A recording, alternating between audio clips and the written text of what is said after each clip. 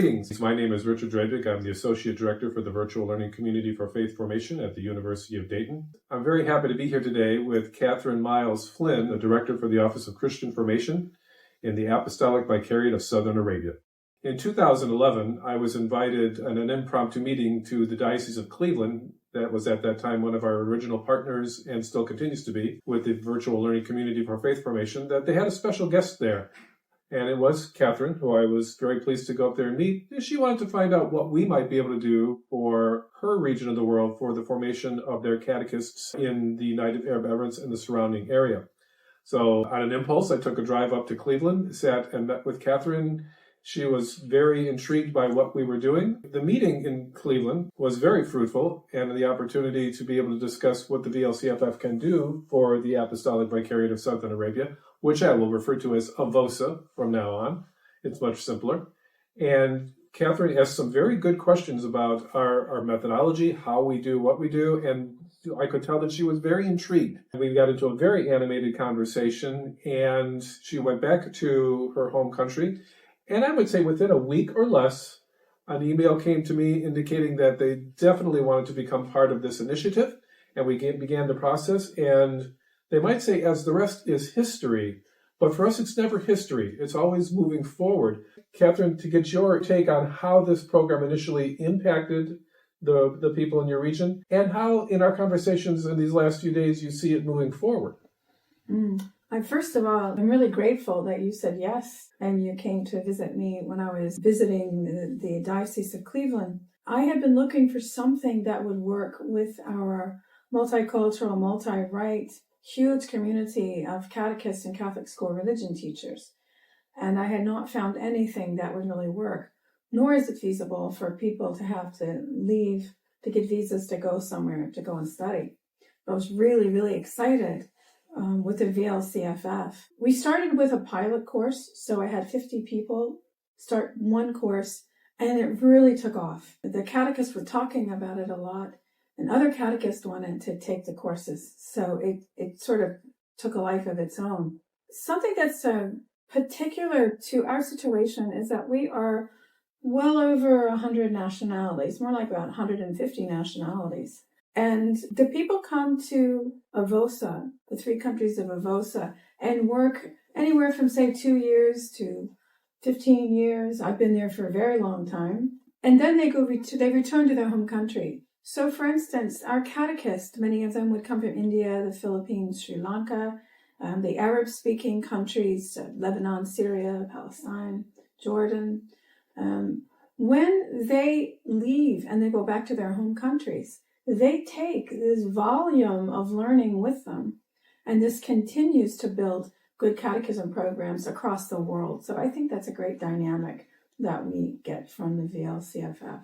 And we really appreciate the fact that you've given us the opportunity to have that impact. And I think a wonderful thing that's occurring right now is 2 years ago, a new bishop was installed for the Vicariate, Bishop Paolo Martinelli. And he wrote a pastoral letter that addresses some of that multicultural piece about that, which we're hoping to make an online 3-week e-seminar out of that. Can you say a little bit about that pastoral letter and the impact that that could have on formation in your area? Yeah, I think, first of all, Bishop Paolo Martinelli is very much a teacher, a very, very good teacher. And when he writes with that very good, very pastoral teaching voice. So the document is full of support and understanding and encouragement of what it means to be a catechist. And I think that this course will give the catechist an opportunity to be able to learn his intent in the pastoral letter. And I'm very, very happy that he wrote this for us, and I'm very happy that we can develop a course. It's excellent. I really look forward to that possibility. At one point, I think it was within a year or two after the beginning of the partnership, you graciously invited me to come out and speak at one of the gatherings that you had there, and I was so thrilled, not only for the opportunity, but it was on the return that I think there was a change in my life and my viewpoint of what the global church is really about, and how the message of the church can be everywhere one and the same. Because when I met the people there, I was warmly and immediately accepted into this family of Christian believers, and I found that their zeal for the faith was something that I had never experienced to that degree anywhere else in my life. And I asked the then Bishop Hinder, I said, Bishop, what is your thought on why is the faith so strong here? And he said, because here we learn how to try and get along with everyone of all faiths. And you had spoken about not only different nationalities, but different faith traditions, both within the Christian church and the others as well. It was an astounding moment that when I came to the offices there, that you're right next to a mosque. And that's the way that it is. And that the people crossing the compound could interact with each other and share their feelings like that. And now one of the things that we're working on is a reorganization of the curriculum after these years. You know, the church is always trying to refresh and try to bring new things to meet the times. Can you speak just a little bit as to the goals to try and make sure that those unities are reinforced? Yes. In AVOSA, we have a particular, I'd say, blessing of being surrounded by many people that are not Christian, and to understand the commonality of prayer, the importance of prayer, the importance of family life. We have so many things in common with them. And as a matter of fact, the mosque that you just mentioned that is right next to the cathedral in 2016 was renamed Mary, Mother of Jesus Mosque.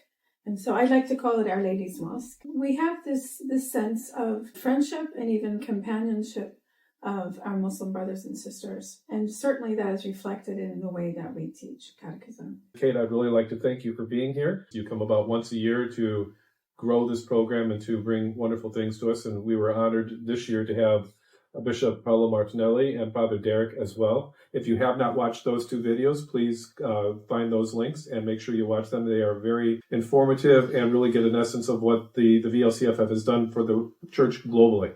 So again, Kate, I'd really like to thank you for being here. Great, thank you. Thank you, guys.